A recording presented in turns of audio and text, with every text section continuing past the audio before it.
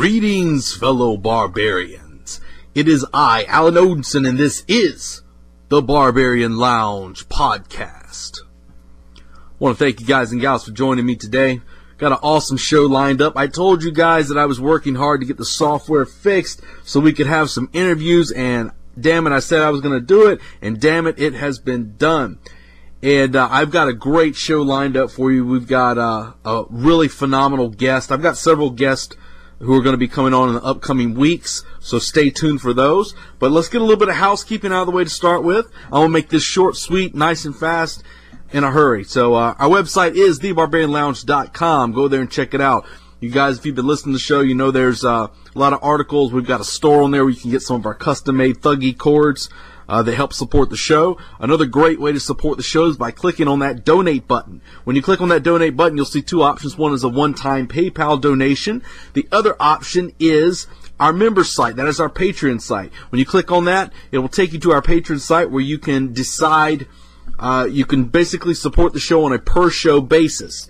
And you can do the minimum amount, which is $1, and that comes up to $8 per show. As you know, if you've been listening, we do 4 regular shows each month, but we also do 4 exclusive shows only available to Patreon members. So if you are a member, you get a total of 8 shows.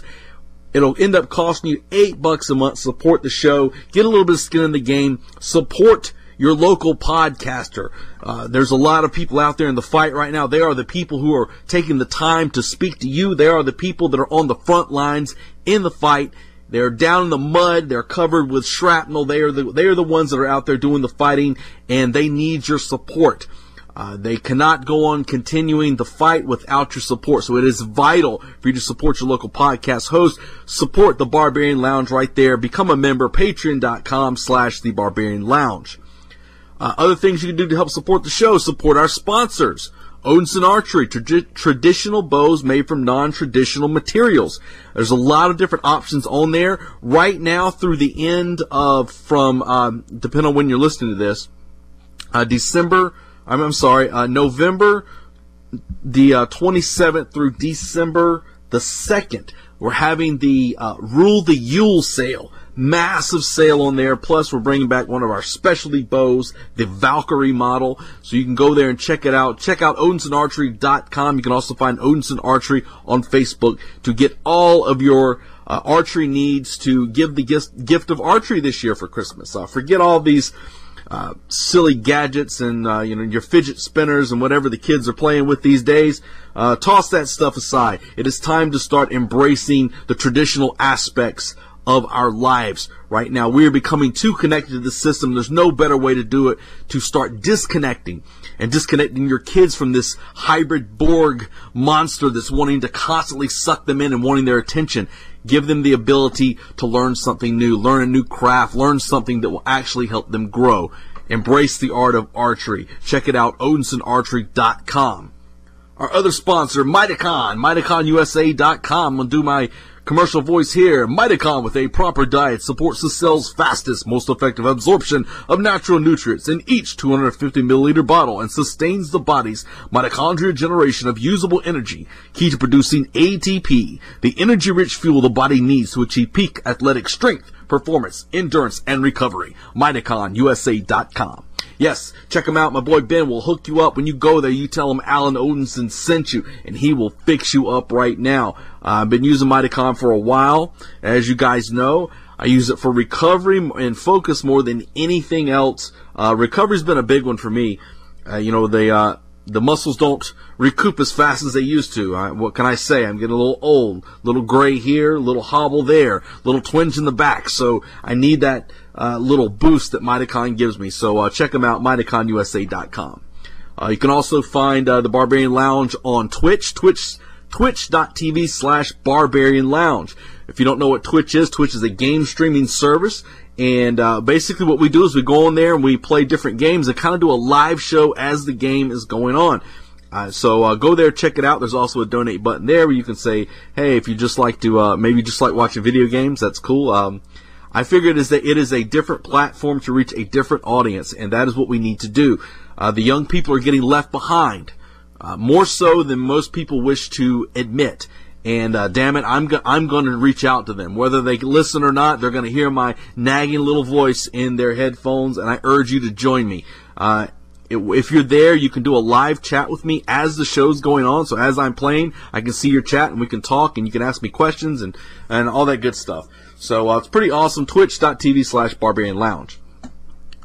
I believe that's about it, guys. I want to get right into this interview. That's why I pretty much did that in auctioneer voice there. So on this interview, I had a longtime friend, a guy who I've published several articles of his, with his permission, of course, on my website. I've known this gentleman for quite a while. He is I would say he's quite a humble guy, but really he is one of the, I would say one of the more credible names in the alternative media community. As you know, right now, the joke of mainstream media, as it slowly begins to decay and fall apart, there isn't much of a media anymore, a mainstream media that can be trusted. Even with groups like Fox News, a lot of people like to quote Fox News, but man, they've become pretty much CNN light anymore. So more and more, something I've known for a long time, more and more people are starting to move towards alternative media. And when we talk about this on the interview, while there is a lot of fuckery in the world of alternative media, there's also some hidden gems in there. And my buddy Brandon Turbeville, BrandonTurbeville.com, you'll be able to find all of his information in the show notes. But BrandonTurbeville.com, you can check him out there. He used to do a show called Truth on the Tracks, which is on the UCY.TV network, which we can also find the Barbarian Lounge. He used to do a show on there. And I've been on his show a couple times talking about preparedness, and I mean he's a very, very knowledgeable individual, and he's going to break down some stuff on this show that I believe is going to blow some people's minds and actually going to open some eyes to a lot of things, a lot of perceptions we may have to things that are going on overseas. He has done a lot of extensive work over in Syria and has been there multiple times. We talk about that a little bit, and I think you guys are going to get a lot out of this. You're going to hear some. We're going to talk a little bit about conspiracy theories because he's written. What kind of language is that? That's barbarian. That's barbarian English for you right there. He has written several books on conspiracy theories, and he's very well versed in a lot of things, man. So if you've been looking for true alternative media and a true alternative media source, look no further. The Barbarian Lounge has got one of the best right now. So my friends, enjoy this interview with my good buddy Brandon Turbeville, and I will see you on the other side. All right, guys, I am on the line with a good friend of mine, Mr. Brandon Turbeville. Say hello to the lounge, Brandon. Hey, thanks for having me on. Yeah, it's nice to have you on here. You guys, you probably heard me talk about Brandon a little bit. You probably heard me talk about Brandon and not know I'm talking about Brandon as well. He's a gentleman I've known for a while. A lot of you guys probably, if you've been kind of, I guess you can say, in the movement as I have for a while of all things that are not up to par in our government system, that you probably know who Brandon is, but a lot of my people probably don't. So, Brandon, why don't you give everybody just a quick rundown of who Brandon Turbeville is? Sure. I've been covering, I guess you would call it political issues and another, I don't know what else you would call it other than politics, but following the, current events and trying to bring, a healthy, skeptical opinion and so forth to it for about now 8-9 years. And the area where I tend to focus on the most is the Syrian crisis, which I started covering back in 2011 when it started happening, and have covered it all the way until today. I've written about 8 books now, and 2 of them have to do with Syria, and others are on different topics. But I feel like I'm pretty well versed in a lot of different areas, but particularly geopolitics in the Middle East. And I've been largely writing for activistpost.com for probably 8 of those 9 years. I've had articles posted on a lot of different websites and have done interviews with a lot of different organizations, including some mainstream ones, occasionally when maybe they forget who I am and try to They ask me to go on air on occasions, and then I remind them. But it's mainly been mostly alternative media writing for the last 8-9 years, and ended up going to Syria itself about a month ago, where I just came back from that trip and traveled all across the country. So I imagine we'll get into a little bit about that too. But that's pretty much what I do. I had a radio show for quite some time, which I just ended this year. And, people can check out BrandonTurbeville.com if they're interested in my work. That's where I repost all of my articles and all the interviews and the YouTube videos, etc. All that's there. So if they want to check out the books, if they want to check out the articles, it's all archived at BrandonTurbeville.com. Yeah, it's funny, you've been in the world of alternative media for a while, and really anymore with mainstream media has almost become the joke that we always knew it was. I mean, this isn't nothing new to us. We knew mainstream media was a joke, but now it's really starting to kick off, and people are seeing the true investigative journalists. Real media is from that alternative source that a lot of people have been forsaking for so long. And that's why they're trying to shut it down. That's why you see Facebook becoming draconian and trying to shut down alternative media. Twitter is now doing the same thing in different ways. Google itself changed a bunch of algorithms because the alternative media has grown by leaps and bounds just because, rational people aren't looking to CNN and Fox and MSNBC for their news anymore, and they shouldn't because, I go back to the trip I took to Syria and the stuff that I've been covering. What you're hearing on the mainstream media is 180 degrees different from what is actually happening on the ground there. I could point to several instances where the mainstream media hasn't just reported misinformation, or even disinformation. Really, they've created and concocted literal fake news on TV sets just to push a propaganda narrative. And I think the more and more ridiculous their stories become, the more and more rational people start stepping away from them. And that's why the alternative media has grown to the level that it has in the last several years. It's really great to see that finally starting to happen. I think we all kind of knew it would happen eventually. But regarding the Syria issue, I'm going to ask you in just a minute to give kind of a rundown of that for people who aren't really sure about exactly what's going on, because we do have kind of one side of the story. But I'm curious, I'm sure a lot of other people are curious as well, what was it about the Syrian conflict that kind of drew you towards it?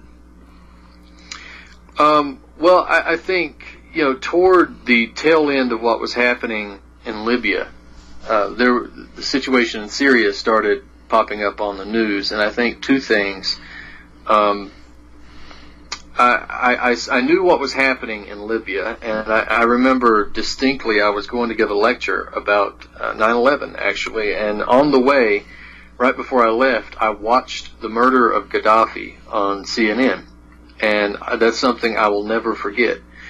And when I came back, I really started to delve deep into the Syrian crisis. And then, of course, was lucky enough to find some sources or connect with some sources who were telling me a much different story about what was happening there than what the mainstream media was telling us. And, that was in 2011. And 6 years later, here we are. I'm still doing the same thing. That was really the catalyst. I'm not sure if that was a clear-cut answer to your question, but that's really how I started paying attention to it. Because prior to that, I'd written about a lot of different subjects, anywhere from natural health to other things. But the end of the Libyan crisis, the murder of Gaddafi, and then connection I had with some sources in Syria or from Syria.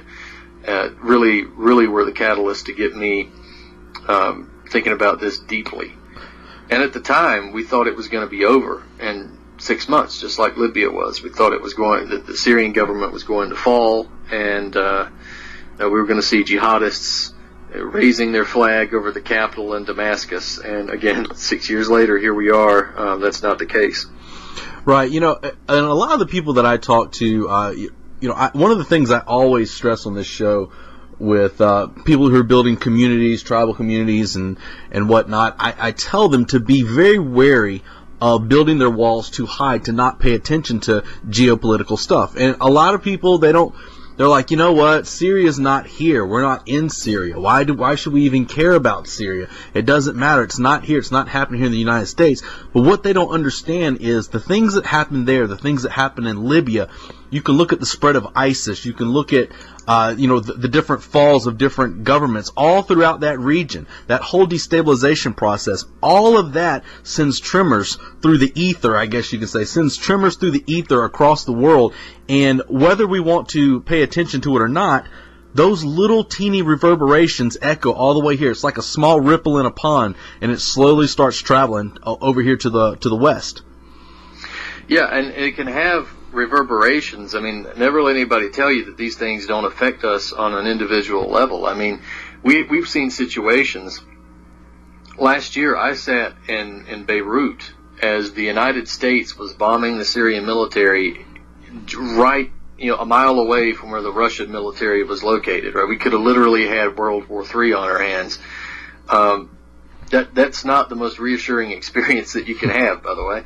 Yeah. But not only just a war with a major power, but there are elements that are indeed coming right back here to the United States. And I'm not just talking about jihadists. I'm not talking about necessarily refugees, but either elements within American society that are going over to Syria and will be coming back and being battle hardened themselves. So it has an actual real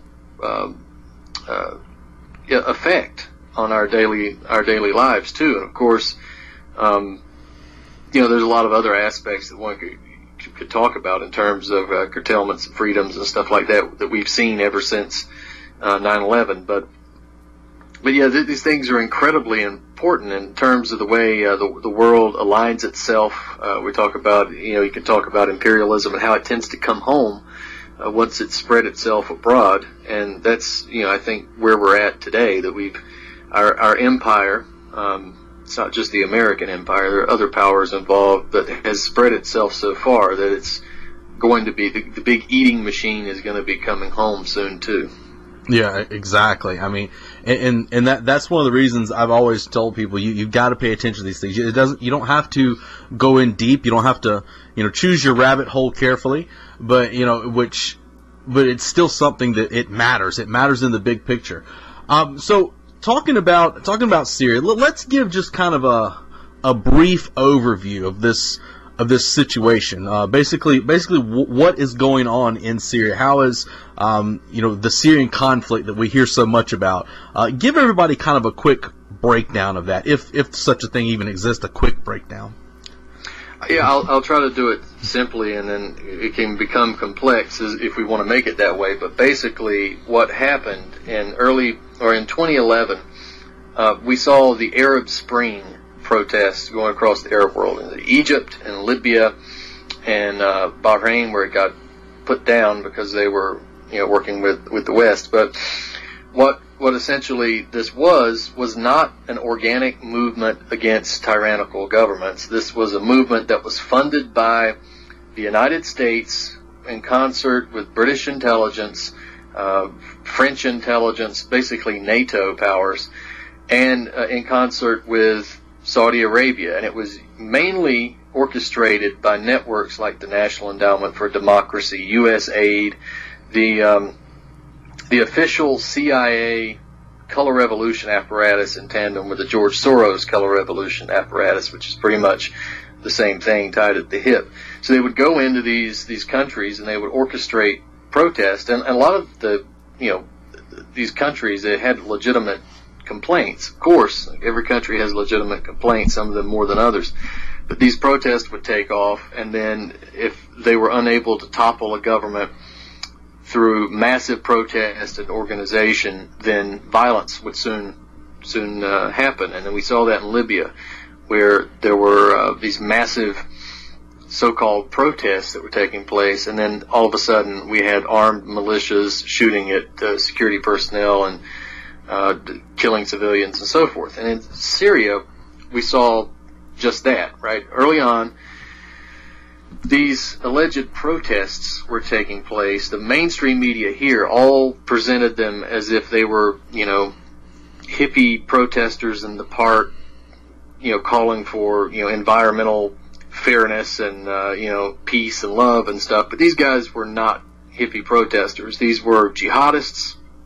There was an element of society that were out protesting because they were pushed by the Soros and USAID factions and so forth. But the majority were jihadist elements, right? They were funded by the same organizations, by the CIA, by Saudi Arabia, and it was violent from the word go. From the very day that these so-called protests were taking place, members of the protesters were shooting not only at police and security personnel, but they were shooting at men, women, children.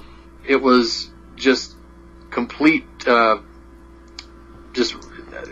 of it, most of it was random, directed at the Syrian forces were, obviously it was not random, but they would have snipers on the top of roofs, and they would shoot people on the way into the hospitals, people on the way into the schools. They would pop off little kids going to school. They would shoot doctors going into the hospital. They would shoot random people trying to go to work.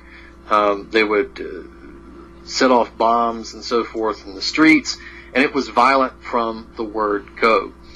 The Syrian security forces were sent out to deal with the massive, again, so-called protests, and the Syrian government, at the order of the president, who's now demonized in Western media, he sent them out without guns because he didn't want a brutal crackdown on the people that were out protesting. Sent them out with clubs and so forth. Well, you can't send guys out with clubs to fight guys with AKs. And so what happened was the security forces and the police were, many of them were killed. And eventually, the Syrian military had to send armed police and security forces to deal with them. And when he did that, it was reported in the mainstream media that Assad is brutally cracking down on his people, killing his own people, and so forth. This was not what was happening.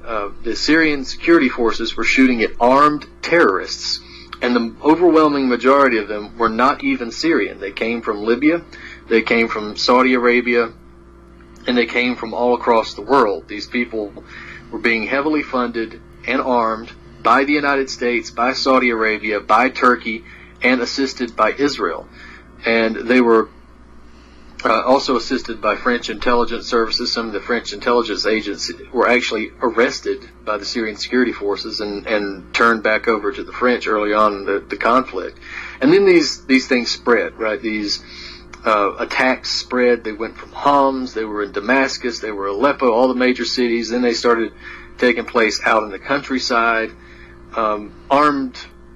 Armed groups, or nothing like protesters at all, even while the mainstream media were calling them peaceful protesters and so forth. These were not peaceful, and they were armed military groups of jihadists, right? These guys were running around beheading people, while the mainstream media here were calling them protesters and activists.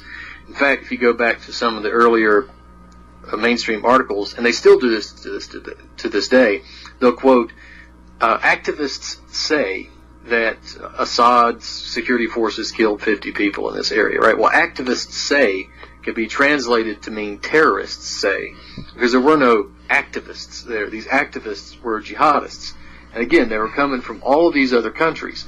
And the reason they had to come from all of these other countries is because there was not the jihadist element in Syria. This was something that was alien to Syria. Syria is a secular country, and the government's secular. They have all kinds of different religions in Syria, and there was not this jihadist element. There were, obviously some elements were there because there were a small portion of the society. But Syria is a secular society. And again, this was my experience when I went there, right? A lot of the times I'll hear people try to reduce the Middle East to make it simple and say, well, those people have been fighting over there for 1,000 years over religion. Well, it's not true. Syria has not fought. They were not fighting over religion. Sunnis got along with Shiites. Muslims got along with Christians. They all got along with Jews. Everybody got along with everybody in terms of religion, and they still do. This jihadist philosophy was completely imported, and so were the fighters. Now, moving on, what we discovered was that a lot of the terrorists were being funded and armed by Saudi Arabia and the United States, and directed by the United States and Saudi Arabia. A lot of them were being trained in Jordan, and this is the beginning of ISIS, by the way. A lot of the ISIS fighters were trained in Jordan and brought to Turkey, and from Turkey they were shipped across the border into Syria. And then, of course, we had the big push for American military intervention to fight ISIS that the United States created. And I should mention that all of these so-called groups that have different names, whether you call it ISIS, Al-Qaeda, Al-Nusra, or Al-Sham, whatever you want to call it, Free Syrian Army, they're all the same thing, right? They can have different names, but it's just the change of the name. They're united by ideology. They're united by the fact that they're fighting against Assad, that they're controlled by outside powers like Saudi Arabia and the United States. And you ask the Syrian people, what's the difference between Al-Qaeda and the Free Syrian Army? And they'll look at you with frustration and say there is no difference. They're the exact same thing. And they change these names based on what is necessary for Western propaganda. Just give you a quick example. I don't know if you remember this video, but Abu Sakar, right? This was, or Sakir, not the famous smoothie guy in Damascus, but this guy was a terrorist by that name. He killed a Syrian soldier and then on camera cut his heart out and took a bite of it for the camera, right? This guy, he actually, because of the alternative media, this made the rounds all over the internet. He was a member of the Yarmouk Brigade, which is part of the Free Syrian Army, the so-called moderate rebels. Now, if that is a moderate rebel, I would hate to see what an extremist rebel would look like. The guys that beheaded the 12-year-old boy on camera, again, this is so-called moderate rebels. In fact, Nuruddin al-Zengi were the name of that group, and they were not only considered moderate rebels, but they were vetted. Remember when we had the extreme vetting process? Yes. Give them weapons. These were vetted moderate rebels, and we gave them weapons, and they beheaded a 12-year-old boy on camera. So there is no difference between these groups. Al-Qaeda was, everybody knows what Al-Qaeda is, but in Syria, it went by the name of Al-Nusra, or Jabhat al-Nusra. These groups merged a couple of years into the Syrian conflict, and they started calling themselves the Islamic Emirate of Iraq and the Levant, the IEIL. That name shortly got changed to the Islamic State of Iraq and the Levant, which is ISIL, and then we started calling it Islamic State of Iraq and Syria, ISIS. So it's the same thing. ISIS is just the official merger of Al-Qaeda and Nusra. And, we could go on and on pointing out how al-Sham would get weapons, and then the next day they would give them to Al-Qaeda, or we would give money to different terrorist groups or rebel groups, and then the rebel groups would just give up, disappear, and leave all their weapons, and Al-Qaeda would take it, and then the next day they'd join Al-Qaeda. This is, the story of the Syrian crisis. There's no difference between these groups. There's not a moderate rebel inside Syria. There never has been. It's always been a proxy war to destroy the Syrian government for a number of reasons. One of them is because of the Qatari pipeline that was supposed to go through Syrian territory, but Assad nixed that in favor of an Iranian pipeline, which would give, obviously, Iran a heads up in the energy market. There was also the resistance toward the Western system, because the Assad government refused to have a central bank, right? They had a national bank, which means it was owned by the Syrian government, not a central bank like we have, which is owned by private bankers. So they're outside of the Western system. They ban GMOs, for instance, and they present an obstacle to Israel. And it's one of the major resistors toward the Israeli expansion and aggression and genocide of the Palestinians. So that was something else that's a part of it, is that they resisted the Israelis as well, and it stands also as one of the last outposts of the Russian influence, right? Because the Russians had allies in Syria, they also had allies in Iran, but we also have to look at groups like PNAC, and remember General Wesley Clark after 9/11 went to the Pentagon, and this is on YouTube with him talking about it. He went to the Pentagon and visited a friend there shortly after 9/11, and he says that a guy comes up, tells him that they're going to invade Iraq. He said, Iraq? Why would we do that? He said, it's worse than that. They plan to invade 7 countries, right? He listed Iraq, Iran, Syria, Libya, and others. And these are the countries that are on the chopping block, right? They've already taken out Libya. They've already taken out Iraq. And we have Syria, which has been on the chopping block, and the next step after Syria is Iran, and the step after that is Russia, and that's been written about by Zbigniew Brzezinski. So those are some of the geopolitical reasons for our involvement, and that's sort of a broad overview, and I hope I didn't ramble or confuse things by pointing that out, but the last 6 years have basically been a proxy war against the Syrian government initiated by NATO and the Gulf Cooperation Council and Israel. And it's interesting, too, because, talking about the of those countries. I remember seeing that report of the different countries that were listed. And I remember Iran was kind of standing alone as the last one left. And by essentially overthrowing Syria, you're pretty much able to cut off a massive energy source that they've got, because you were talking about the pipeline now that's running there that's heading to Iran now, right? So by being able to overthrow the Syrian government, essentially you could control that area, cut off the energy source, which is basically a nice way of laying siege upon Iran and going forth from there. So it's pretty interesting, it's funny, a lot of people maybe listen to this and they keep thinking, they might be thinking to themselves, why in the world would the U.S. do this, and why would they want to start proxy wars here? Don't they remember what happened with Al Qaeda, with the issue with Russia before, back in Afghanistan, all those areas up in there?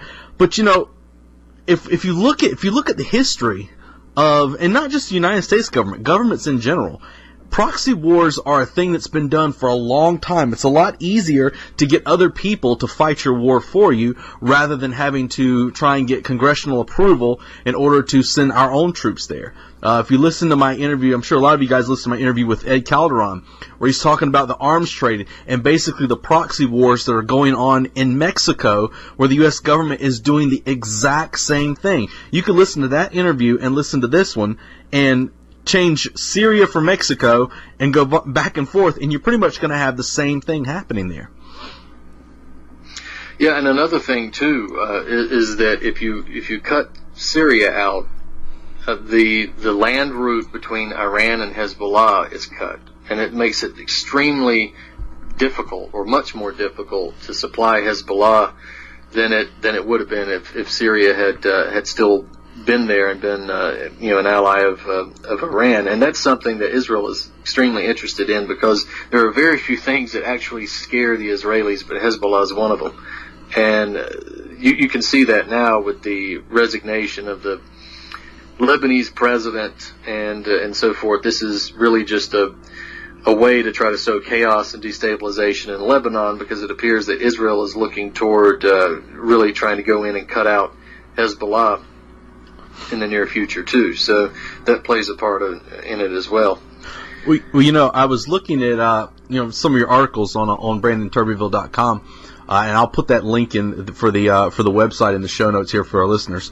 But I was looking at some of the pictures you had coming back from Syria, and this whole idea, especially here in Western media, they push this whole idea of the oppressed Syrian people and how Assad's a dictator and this and that. But you've got pictures of people girls walking around in mini skirts, and it certainly isn't the beacon of freedom like Saudi Arabia, right? I mean, everybody's like, oh, they're allowed, women are allowed to drive in Saudi Arabia now, and they can drive after a certain amount of time. They still have to wear their beekeeper outfit. All those things are still mandatory in places like Saudi Arabia that the U.S. is willing to work with. But there in Syria, you've got multiple religions, as you said. You've got girls are walking around with a lot more freedom there than they certainly have in any of these other places that the U.S. supports. Yeah, and what's funny about Saudi Arabia is the things you just mentioned. Those are considered reforms. Yeah. Saudi Arabia is getting better. Like they can actually drive after all of these qualifications. Yeah.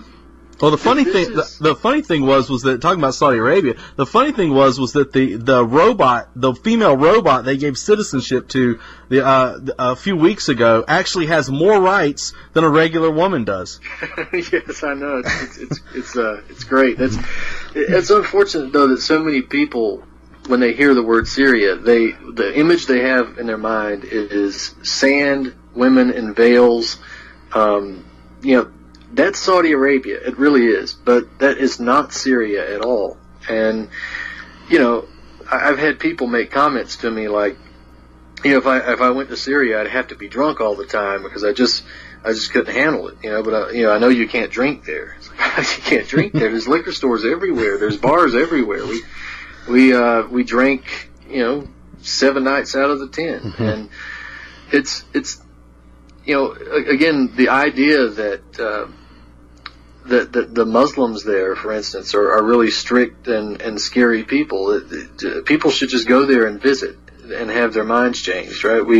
I said we drank 7 nights out of the 10, and a lot of those nights we were drinking with Sunni Muslims who were really getting trashed, and it's the people there are completely different than what is presented on the media. It's funny, but it's not. But there's a CNN reporter, and I really wish I could remember her name so I could shame her as much as possible. But she constantly whines and bemoans the Assad government as the worst thing in the world. And she does a report from inside Syria in government-held territory, and she looks like a normal woman, right? She's talking, her hair's uncovered, just like she'd give a report if she were in New York City. Then she does a report from terrorist-held areas, and she's covered in this black robe. She looks like an executioner. She's got everything covered. You can see only part of her face. Lots of freedom there, huh? Yeah. This doesn't ring a bell to anybody. That what kind of freedom are you looking for if you go to one area and you can speak freely and dress freely, and you go to another area and you have to dress like the executioner or be executed, then exactly who would you consider the more rational party? But I spent 10 days in Syria. We went to the major cities and saw a lot of little towns in between, and in Damascus, for instance, you hear bombs at least every hour, right, from the Jobar area where the terrorists are. And I got to speak to a lot of Syrians who told me their experience about the terrorists. And they, not one single person that I talked to had anything but hatred for these so-called rebels. And every single person I talked to supported their government in the war. That doesn't mean that before the war that people didn't have complaints and legitimate complaints, but they certainly rallied behind their government, and they're 100% in support of it now. again, I don't know how much I should harp on the freedom of women there, but we talked to a lot of women who had lived under the terrorist control for a while, and we heard horror stories. Right? There was this. I wish I could remember the name of the town. I'm sorry, I'm blanking on so much, but where a woman was captured, and she was a Christian woman, I believe, and a girl, like 16, 17, I think, and she was captured, and the terrorists wanted to ransom her to get money. So they went to her family and told them that they wanted something like $2 million or $250,000 or something, something outrageous for a person in Syria to be able to raise. And they wanted the money, and the family, of course, couldn't raise it. They did everything they could, but they couldn't raise the money. So the terrorists brought her out in front of the family and cut her up into pieces in front of the family. Wow. And this is just one story out of many, many stories. And the Syrian military, these guys are the sons of Syrian people, right? These are actual Syrians, for instance. And you could talk to any Syrian and ask them about their military, and you'll get the most real form of patriotism that you can ever hope to see. And it's not fake. It's not drilled into them by football and Hollywood. It's because they're experiencing it, and the Syrian military has proven itself. It's actually a pleasure to see that type of patriotism from people. Right. Yeah. Well, having been over there in different Middle Eastern areas, you've been to Syria and other areas around there. Tell me what you think about the idea of the refugee program. I know right now there's a lot of shit right now going on with Trump. Where they're asking him about every time he tries to block entrance from these countries that are full of jihadis, and he's trying to block off a lot of this stuff, and he's getting nothing but pushback. Having been in a lot of these areas, tell me what you think about the travel ban. Here's where it gets a little more complicated. A lot of the people who are coming over as refugees are not Syrian. We saw that in the mainstream media. You would see Syrian refugees are flooding into Europe, and they would be black. Yeah.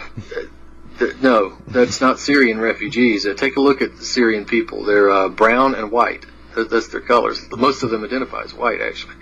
But a lot of these people were coming from Eritrea. They were coming from Algeria. They were coming from other places.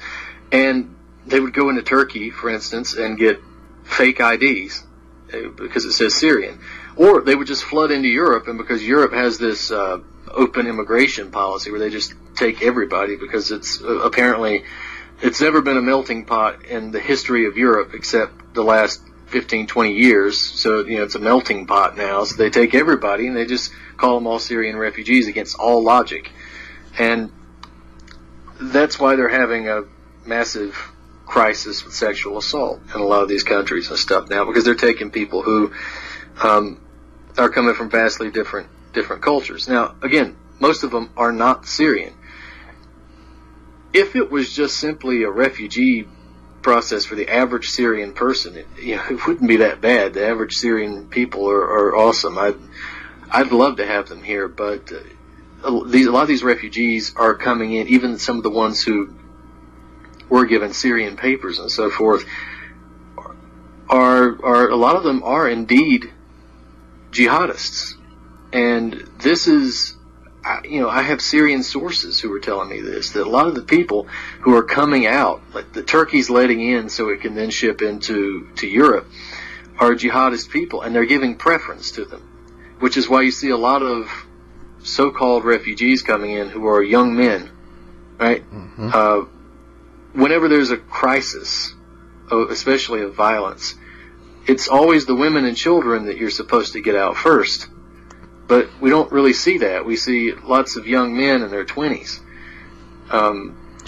So the Turkey has been really instrumental in bringing these people across the border and then shoving them into Europe. And there's been a couple of European countries who've put a stop to it. I think Hungary is trying to put a stop to it.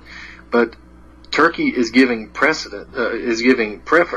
to people who are more extreme in ideology to send them across the border. And then, we get sob stories. And the answer, of course, is never in the media. It's never to stop bombing them and stop, arming proxy terrorists. It's always to let refugees in.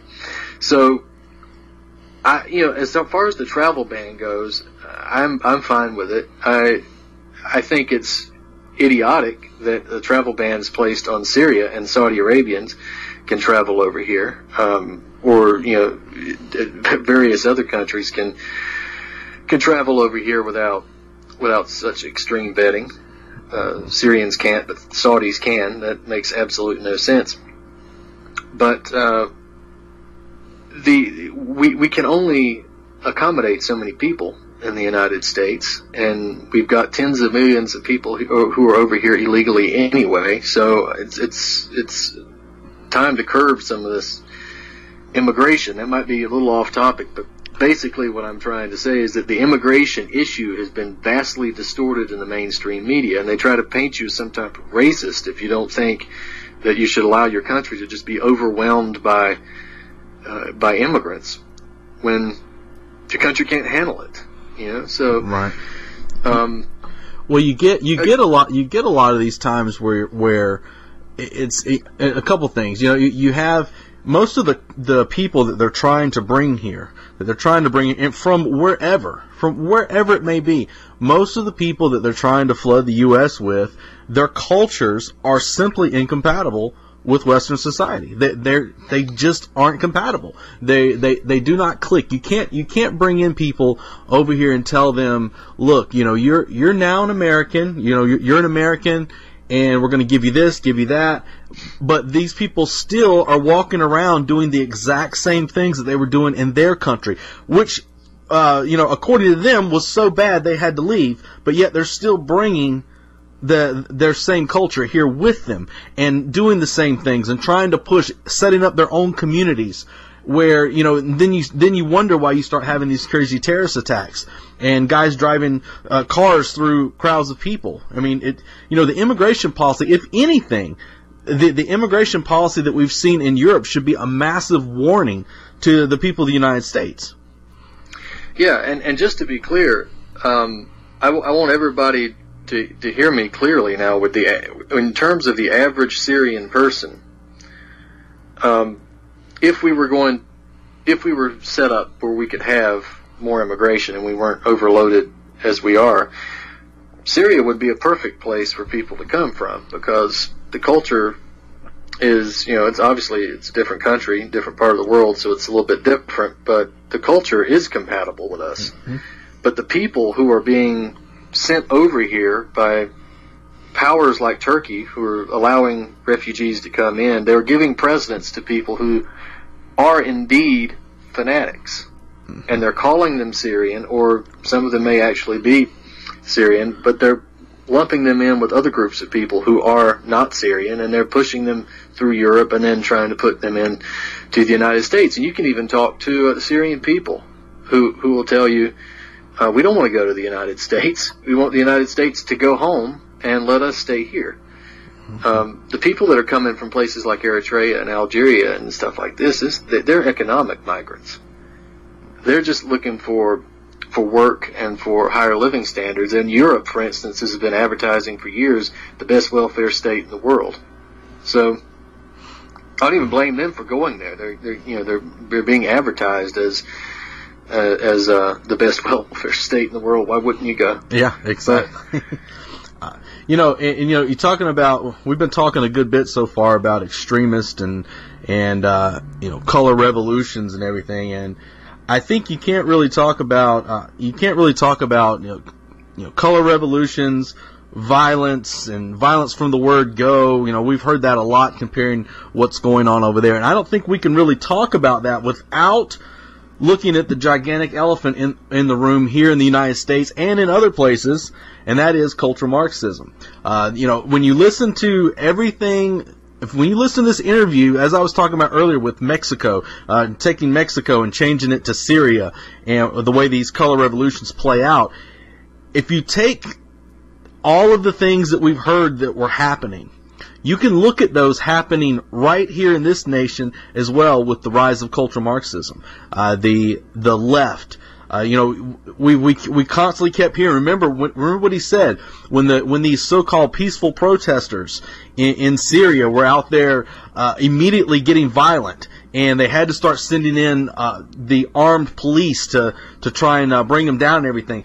This is exactly the same stuff we see here from the left. The same thing. There's no dialogue to be had. There's no conversations to be had. Immediately from the get-go, they're violent right off the line. And in the same thing, we see the same response from the media here. The media's like, peaceful protesters attacked, while they're the ones, throwing soda cans filled with concrete and things like that. So, and people can find it on the barbarianlounge.com.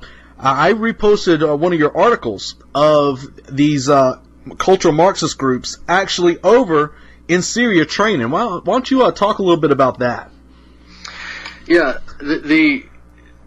this might actually seem like a surprise to a lot of people, but the article, I think, was entitled LGBT Brigades in Syria. This, I think, was how it was presented in the mainstream, because they're supposedly fighting ISIS, right? And this, again, I don't want to make this too complicated, but the Kurds in Syria are obviously looking for their own state. There's Kurds in Syria, Iraq, Iran, and Turkey, and they want their own state based on their ethnicity.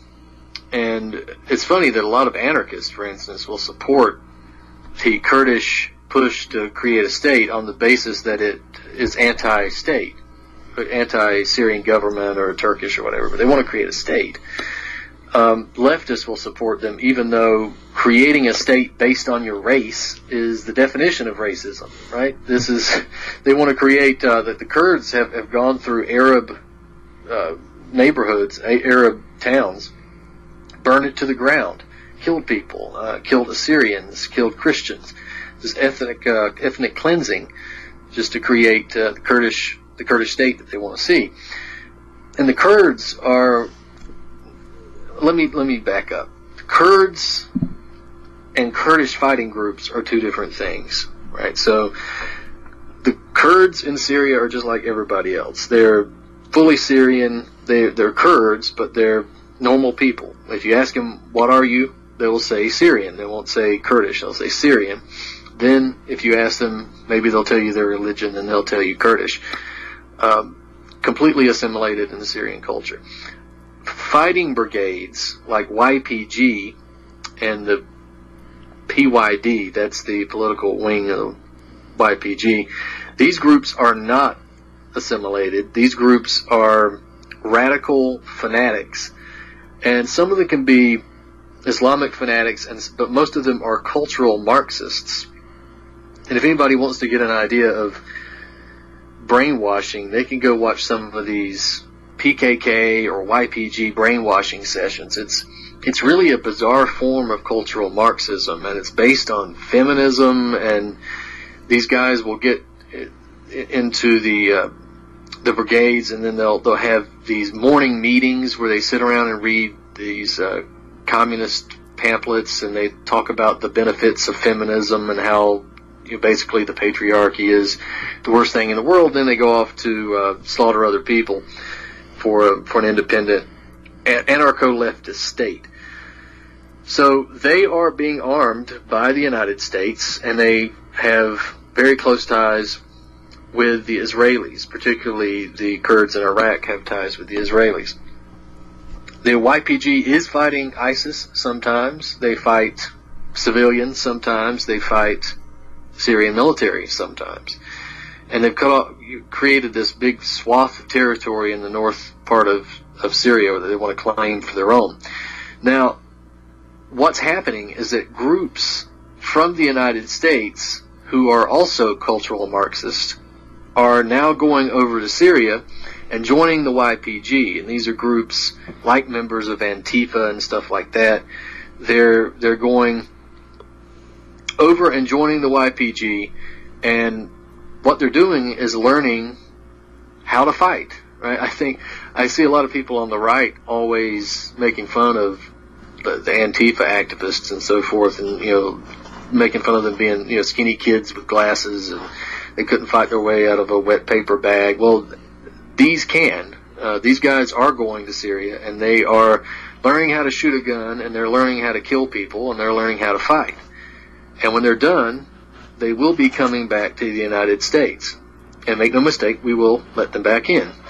So when they come back, they're going to have the opportunity to teach other people what they've learned.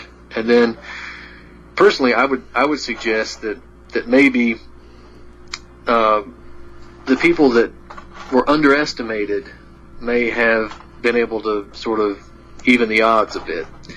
And there's a big article that was done, I think, God, was it Salon? I don't remember which magazine did this big piece on some of the guys and girls who were going. Rolling Stone, I believe, was the one that did it, of this profile of fighters that were coming from the U.S. and Germany and other places, particularly in the United States and Europe, where you can read about the background of some of these characters that go over there to fight these wars.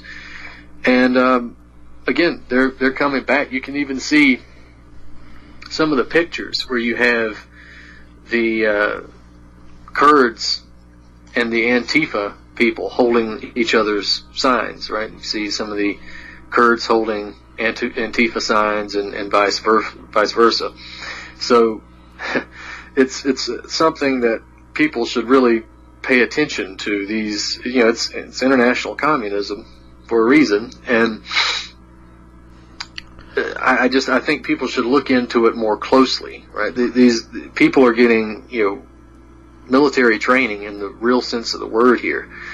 And the Kurds are no heroes. I continually hear in the mainstream now that the Kurds are supposedly the biggest force against ISIS or something like that. And these guys, I really want people to go to YouTube and look at the Kurdish cultural Marxist technique and how they willingly brainwash themselves every morning before they go off to fight. They continually show pictures of these beautiful Kurdish women who are in the Kurdish Women's Brigade, and that's all propaganda, of course. I mean, they do have a women's brigade, and a lot of them are beautiful, but they intentionally show specific women as an advertisement for their cause. Syrian military has women, and Christian militias have women, and the National Defense Forces, Syrian Defense Forces, and so forth have women in them as well. But that never gets talked about on the mainstream. Right. Yeah. It's crazy because you're talking about them getting the training over there. That's one of the things I've been warning about for a long time now. I've never, it's all cute and fun to talk about these Antifa and the cultural Marxists and stuff like that. It's all fun and games to say, these skinny guys living in their mama's basement and everything. But I've always contended that it is very, very important to never, ever underestimate your opponent. Being underestimated is an advantage because people don't see you as a threat, and it allows you to sneak in there with an actual threat when the time is ready. And with the forming of a lot of these left-wing militia groups who are, by the way, violent in their nature. When you look back throughout history, everybody wants to look at the right wing as being the violent guys, and they'll point to OKC and everything, and I've talked about that at length on here, some of the strange things with that, but they conveniently forget all of the leftist terrorist attacks with the Weather Underground and a lot of these other groups out there. And if you've got Western cultural Marxist groups that are training with Kurds, if you have these people, do you not think that these people aren't going to link up even here in the United States? So now you could see an alliance between two great threats of Western culture. Yeah, and the other thing about it is too, sometimes it's not even fully about training. It's just whether or not you have